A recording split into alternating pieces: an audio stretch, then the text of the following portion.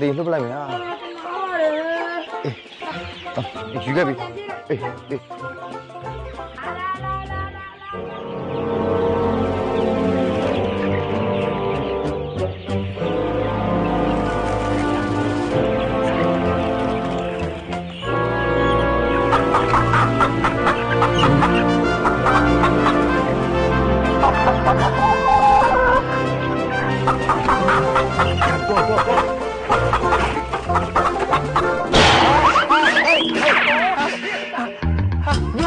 ချက်ပေါ်ချက်ကြီးရဘယ်မှာလုံးလဲအော်ဘာမလို့ပါဘူးအော်ဒီ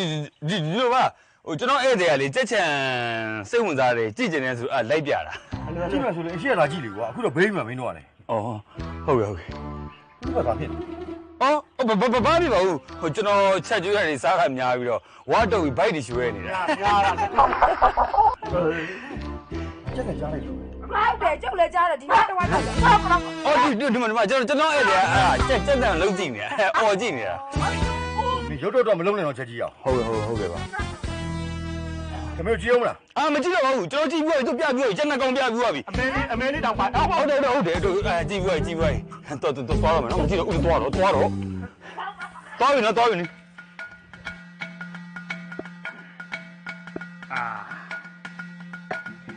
ဦးလေး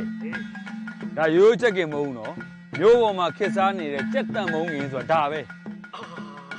ဒီနာနဲ့စားကြင်ကြရင်သေးတော့ကြာလာတော့မဲ့ပုံပဲဦးလေးအတွက်ရှယ်ကင်ပေးမယ်နော်ဦးလေးကျွန်တော်ကောက်ရိုးလေးဟောဆက်တော့အုံမေးပါဟောဒီဝိုင်းလို့လူလားကဲဟုတ်ပြီဟုတ်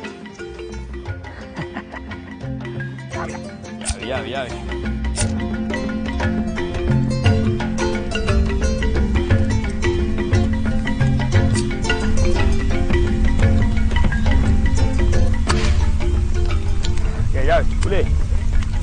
ဒါတွေကိုကုံသွားမှအဲ့ချက်ကချက်မှာကပ်ပူလေလားတို့ကိုတော့ဆောင်းအောင်အေးဦးလေးကဟိုမှာဆောင်းနော်ဟ